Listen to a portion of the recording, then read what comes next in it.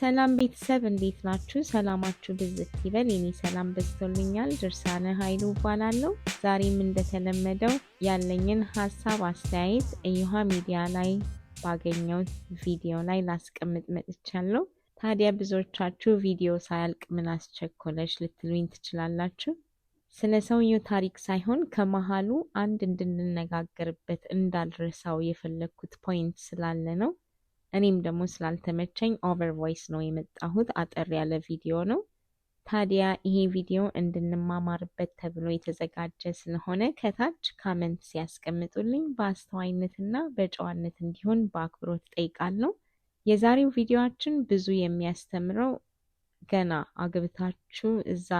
አግብታችሁ ወይም ወልዳችሁ ፕሮሰስ ወደዚህ እያደረጋችሁ ላላችሁ ሰዎች ወይም ደግሞ ልታረጉ ያሰባችሁ ሰዎች ካላችሁ ይጠቅማል ብዬ አስባለሁ። እና ደግሞ እዚህ ተለያይታችሁ ላላችሁ ሰዎች ዋርኒንግ ይሆናችኋል ብዬ ደግሞ እገምታለሁ ማለት ነው። የዛሬው ባለ ታሪካችን እዮሃ ሚዲያ ላይ የቀረበው ሰውዬ ሚስትን እንደ ሰራተኛም እንደ ባሪያም ነው የሚያየው። ከዚህኛው ሰውዬው ጋር ታሪኩ ይመሳሰላል። ይሄኛው ሰውዬ ሚስትን እንደ ሰራተኛ ሲሆን የሚያየው፣ የዛሬው ባለ ታሪካችን ደግሞ ሚስትን እንደ ሰራተኛም እንደ ባሪያም ነው የሚያየው። ያሃ ማለት ከሱ አልፋ ተርፋ እናትና አባቱ ጋር እየሰራች እንደ ሰራተኛ ልጆች እየወለደች እያሳደገች በቃ እንደ ድሮ እንድትኖር ነው የሚፈልገው ማለት ነው። ይሄን ሁሉ ካሳለፈ በኋላ ወደ አሜሪካ ሲመጣ ዲቪ ላይ ሳይሞላት ዲና አድርጎ ማለት ነው ብቻዬን ነው የምኖረው፣ ሚስት የለኝም፣ ልጆች የሉኝም ብሎ ዲቪ ሞልቶ ዲቪ ሲደርሰው ጥሏት ወደ አሜሪካን መጣ። እዚህ ፖይንት ላይ ነው እንድንነጋገር የፈለኩት እንጂ የሰውየው ታሪክ በቃ ኤግዛክትሊ ከዚህ ሰውዬ ጋር በጣም የሚመሳሰል ነው። እና የዛሬው ታሪካችንም የሚጠቅመው ደግሞ ገና አግብታችሁ ወይም ደግሞ ወልዳችሁ ተጋብታችሁ እንደዚህ አብራችሁ እየኖራችሁ አንተ ሂድና ሰርተህ ታመጣኛለህ፣ አንቺ ሂጂና ሰርተሽ ታመጭኛለሽ ወይም ከነ ልጆቻችሁ ብላችሁ ፕሮሰስ የምትጀምሩ ሰዎች እኔ እዚህ በጣም ብዙ የማውቀው ታሪክ ስላለ ነው። እና አንዳንድ ጊዜ እዮሃ ሚዲያ ላይ የምትሰማቸው ታሪኮች እንዲህ የጎረቤቴ ታሪክ ነው እንዴ የማውቀው ሰው ነው እንዴ ብዙ ነገር ነው የሚያስብላችሁ። እና እንደዚህ አይነት ታሪኮች በጣም ብዙ ነው ያለው። ሴቶች ከነ ልጆቻቸው እዚህ ከመጡ በኋላ ባሎቻቸውን መክዳት፣ ወንዶችም እንደዛው ከነ ልጆቻቸው እዚህ ከመጡ በኋላ ሚስቶቻቸውን መክዳት፣ ወይም ደግሞ እዛ ጥለዋቸው ይመጡና ከዛ ልጆቻቸውን ብቻ ነጥለው መውሰድ። እና ኢማጂን የልጁን በርዝዴይ አያውቅም የሆኑ ሰውዬ።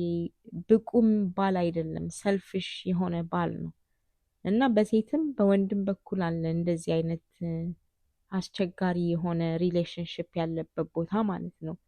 ብዙ ጊዜ ቤተሰቦች ይመስሉኝ ነበር እንደዚህ አይነት ቦታ ላይ ጣልቃ የሚገቡት። በተለይ ከተጋባችሁ ከወለዳችሁ በኋላ አንተ ሄደ ሰርተ ምናምን ሚስትን ትወስዳለህ፣ አንቺ ሄደሽ ሰርተሽ ባልሽን ልጆችሽን ትወስጃለሽ የሚባል ነገር ላይ የራስ ዲሲሽን ያስፈልገዋል። በጣም ከባድ ነገር ነው።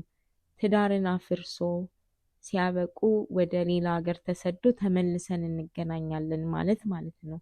ብዙ አንዳንዶቹ ከ2 ዓመት በላይ ነው ጋፕ የሚኖራቸው እና በዛ 2 ዓመት ውስጥ የተለያየ ባህል ይለምዳሉ፣ የተለያየ ካልቸር አለ ይለመዳል።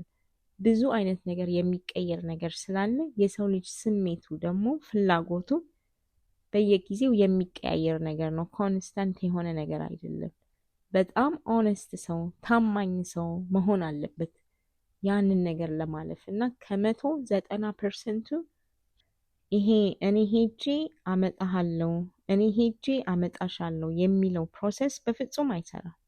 ሲጀመር ጀምሮ አብረው መምጣት የሚችሉ ከሆነ አብረው ፕሮሰስ ማድረግ የሚችሉ ከሆነ አብረው ፕሮሰስ ማድረግ ነው። በተለይ ደግሞ እንደዚህ ዲቪ ምናምን ከሆነ ሰው ትዳራችሁን ሴቭ ማድረግ ከቻላችሁ እንደዚህ አይነት ነገር አቁማችሁ አብራችሁ የምትመጡበት መንገድ ካለ አብራችሁ የምትመጡበትን መንገድ መፈለግ ነው እንጂ አንድ ጊዜ አንድ ሰው ጥሏችሁ አሜሪካን ከገባ በኋላ በዛ ላይ ደግሞ የሚኖርበት ጊዜ አለ።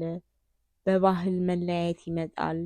በወግ መለያየት ይመጣል። ብዙ ነገር የሚለያያችሁ ነገር ሊመጣ ስለሚችል እና ብዙ ጊዜ እንደዚህ አይነት ኬዞች አይሰሩም ልላችሁ ፈልጌ ነው። ደግሞ አንድ ሰው ተጋብቶ ወልዶ ሲያበቃ የሚያጋጥመው ፕሮሰስ ትዳሩንና ልጆቹን ቢትሬድ አድርጎ ካልሆነ የፋሚሊ ኬስ ከሆነ አንድ ላይ ይፈቀድለታል፣ ለባልየውም ለሚስትየውም ማለት ነው። እና ብዙ ቦታ የማውቀው ታሪክ ነው።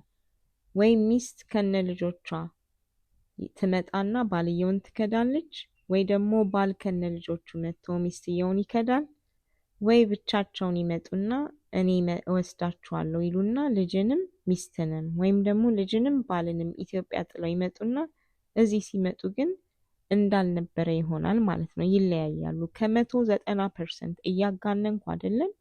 እኔ 10%ንም አሁን ፕሮሰስ ላይ ያላችሁ ሰዎች ካላችሁ በዚህ ተነስታችሁ ደግሞ ተስፋ እንዳትቆርጡ ብዬ ነው፣ ለማጽናናት ያህል ነው እንጂ ብዙ ጊዜ አይሳካም። ምክንያቱም ሲጀምር ጀምሮ ከድታችኋል። ልጅ የለኝም ሚስት የለኝም ብላችሁ ዲና ያድርጋችኋል። ልባችሁ ዲና ያድርጓል። እና ዲና ያደረገው እዚህ ከመምጣት በፊት ሳይሆን ማናችሁም እንደዛ ስትመጡ እዛው ያው በቃ ዲቪውን ስትሞሉ ወይም ደግሞ ኢንተርቪው ገብታችሁ ፕሮሰሱን ስታረጉ ልጅ የለኝም ሚስት የለኝም ብላችሁ ስታረጉ በቃ እንደተለያያችሁ ማወቅ አለባችሁ። በእንደዛ አይነት ሲቹዌሽን ውስጥ ያላችሁ ሰዎች ግን አሁንም ቢሆን ባገኛችሁት አጋጣሚ እራሳችሁን የምታተርፉበት ለወደፊታችሁ የሚሆን ነገር መያዝ የምትችሉበት አጋጣሚ ካለ ወንድም ሴትም ማለት ነው። በተለይ ደግሞ ተነጋግራችሁበት ካልሆነ ወንዶቹም ሴቶቹም ለራሳችሁ የሚሆነውን ነገር መያዝ አለባችሁ። ማለት ራሳችሁን በማያስጠይቃችሁ ሁኔታ ማለት ነው። አሁን ይሄም ሰውዬ ጠያቂ መሆን የነበረባት እሷ ነች። ታይሟን ኤጇን ወስዶ እንደገና ዲቪ ላይ ሳይሞላት ዲና ያድርጓት መጥቶ ሲያበቃ እሷን መክሰስ ለመሞከሩ ልክ አይደለም። እና ለዛ ነው ሰልፊሽ ብዬ ያስቀመጥኩት ማለት ነው ባጭሩ። እና እሷ ነበረች ከሳሽ መሆን የነበረባት። አሁንም ቢሆን እዚህ ቢሆን ኖሮ ላጠፋባት ታይም ምናምን ለወደፊት ለምትኖርበት ይቀጣ ነበር። ግን ኢትዮጵያ መሆኑ ነው እንጂ የሚያሳዝነው። እንደዚህ አይነት ሰዎች ፋይት የሚያደርግላቸው ሰው ቢኖር ጥሩ ነው ብዬ አስባለሁ። ቤተሰቡን እዛ ጥሎ የሚመጣ ሰው ራስ ወዳድ ነው። በሴትም በወንድም አሉ እንደዚህ ራስ ወዳዶች። አብሮ ማለፍ ሲችል አብረው እንዲያልፍላቸው ማድረግ ሲችል እኔ ይለፍልኝና ከዛ በኋላ ላንቺ አሳልፍልሻለሁ። እንደዚህ አይነት ሰው ደግሞ ሁል ጊዜ አንተ ስላደረክልኝ፣ እንዲህ አይነት ባሎች ማለት ነው፣ አንተ ስላደረክልኝ አመሰግንሃለሁ ተብሎ እንደ ባሪያ እያመሰገናችኋቸው ምናምን እንድትኖሩ የሚፈልጉ አይነት ሰዎች ናቸው። ሚስቶችም እንደዛው ማለት ነው። እኔ ካለፈልኝ በኋላ አሳልፍልሃለሁ የሚሉ ሚስቶች ልክ እንደዛው ወንዶችን እያስገዙ ምናምን የሚኖር አይነት ሰዎች ናቸው። እና በጣም ራስ ወዳድነት ነው ለእኔ እንደሚታየኝ ነው። በተረፈ ለዛሬ ይዤላችሁ የቀረብኩት ይሄን መስል ነበር። ሰዓታችሁን ወስዳችሁ ጊዜያችሁን ሰጥታችሁ ስለተከታተላችሁኝ እጅግ ከልብ በጣም አመሰግናለሁ። በሚቀጥለው ፕሮግራም አገኛችኋለሁ። ሰብስክራይብ እያደረጋችሁ ለምታበረታቱኝ መልካምና ቅን ቤተሰቦች እግዚአብሔር ያክብርልኝ። በሚቀጥለው ጊዜ አገኛችኋለሁ። ሰላም እደሩ። ባይ ባይ።